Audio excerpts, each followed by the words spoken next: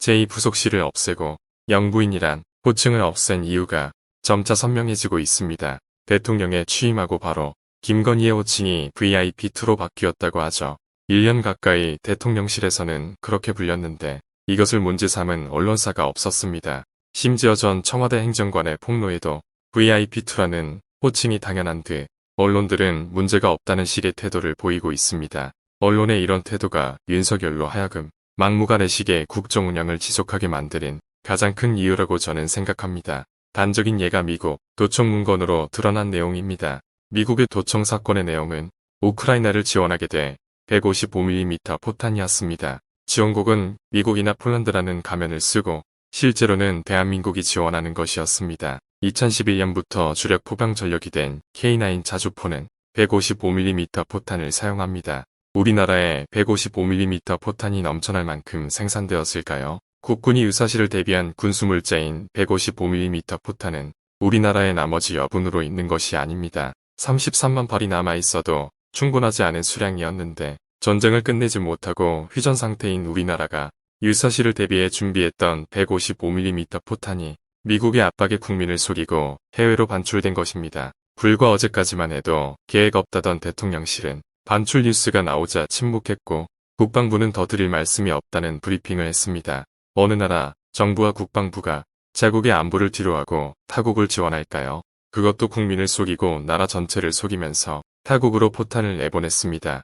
우리의 안보를 염려하게 하면서 군수물자를 내주는 정부, 외교적 실익이 전혀 없는 분쟁의 당사자가 되려는 정부, 대한민국 영토를 떠난 155mm 포탄 33만 발이 우크라이나를 지원하기 위한 목적으로 독일로 향했습니다. 안보를 위협하는 일에서까지 겸손은 힘들다는 인터넷 매체의 폭로에도 문화방송을 제외하고 모든 언론이 침묵하는 이런 상황, 김건희가 눈치를 보며 행동할 이유가 사라졌습니다. 지지율이 내려가고 낮다고 해도 권력이 사라지거나 축소되는 것도 아니고 거부권이나 통수권이나 인사권이 사라지는 것도 아니고 국정에 관한 관심 자체가 없으니 국정 동력이 있든 없든 그것은 관심 맡기고 어차피 단임제 5년인 대통령 임기 동안 권력 서열 1위로서 행보를 작정한 듯합니다. 윤석열의 지지율이 내려가면 잠잠하다가 지지율이 조금이라도 올라가거나 횡보하면 김건희의 나들이 쇼가 시작되던 패턴에서 완전히 노선을 바꾸는 모습이 되었습니다. 민심이나 지지율을 살피던 것도 더 이상 하지 않기로 결심한 듯 보입니다. 김건희의 기사가 쏟아지고 있습니다.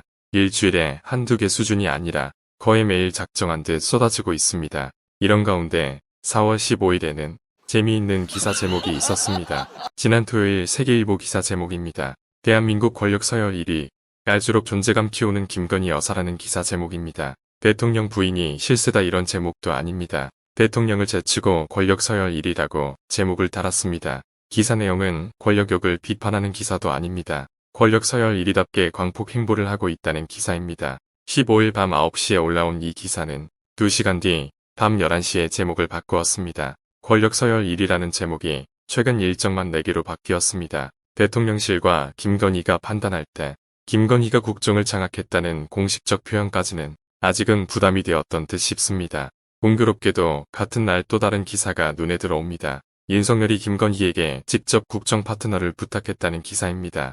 뉴스원에서 작성한 기사인데 이런 제목이 등장하려면 대통령실의 지시나 암묵적 동의가 없으면 불가능합니다. 대통령 부인은 공무원이 아니고 헌법에서 직무가 정해진 대상도 아닙니다. 제2부속실이 없으니 관련 예산도 없고 김건희를 보좌할 공적인 조직도 헌법상으로 존재하지 않습니다. 그런데도 권력 서열 1위라고 하고 윤석열이 직접 국정 파트너로 함께할 것을 부탁했다는 웃지 못할 기사까지 작성되었습니다. 김건희의 광폭 행보에 정당한 명분을 주고 싶어하는 윤석열과 대통령실, 그리고 비판해야 할 언론이 비판은커녕 한마음으로 김건희에게 정당성을 주려고 하는 것입니다. 대통령 부인이 국정 파트너라고 말하지만 김건희는 자연인이고 대통령 국정을 대신할 자격이 조금 더 없습니다. 대한민국 국정은 정부조직법에 따라 정해져 있습니다. 윤석열이 김건희를 파트너로 만들고 싶다면 총리로 임명하든지 장관으로 임명하든지, 그것도 아니면 대통령실을 관장하는 직책을 주어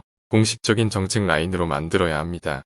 누구 마음대로 국정을 대신할 파트너라고 말하고 공개적으로 권력 서열 1위라고 말하고 VIP라고 부를 수 있는 것인지 어이가 없습니다. 최근에 보여지는 난맥상은 조금 심하게 말하면 망국적인 모습이라 할 수 있습니다. 무능하고 무지한 윤석열에 맹목적으로 충성 경쟁하면서 국가는 안중에도 없는 권력충들과 그 중에서도 단연 돋보이는 김건희 때문에 윤석열의 말로는 참으로 순탄할 수 없을 것입니다.